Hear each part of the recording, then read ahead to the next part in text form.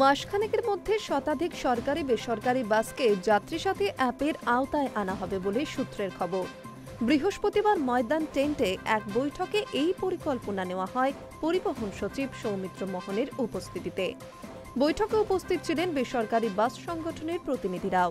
সেখানেই সিদ্ধান্ত নেওয়া হয় আগস্ট মাসের মধ্যে সরকারি বেসরকারি মোট ৬৫টা রুটকে এই অ্যাপের আওতায় আনা হবে, যার মধ্যে ৪০টা সরকারি আর ২৫টা বেসরকারি বাস রুটকে এই অ্যাপের আওতায় আনার টার্গেট রাখা হয়েছে, যার ফলে এবার সরকারি এসি বাসের পাশাপাশি সাধারণ সরকারি ও বেসরকারি বাসের অবস্থান জানতে পারবেন যাত্রীরা।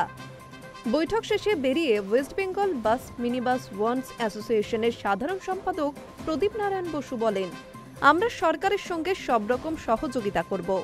আমাদের সংগঠনের ৮টি রুটের বাস আগস্ট মাসের মধ্যে এই অ্যাপের আওতায় আনার চেষ্টা করছি। সিটি সাবারবান বাস সার্ভিসেসের সাধারণ সম্পাদক টিটু সাহা বলেন, সরকার যেমন বলছে আমরা চেষ্টা করছি সব রকম সহযোগিতা করার। আমাদের সংগঠনের বেশ কিছু রুটকে দ্রুত অ্যাপের আওতায় আনা হবে।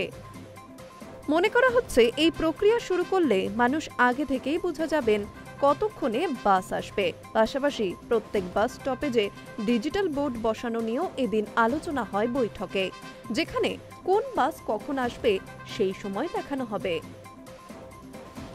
Hi News network.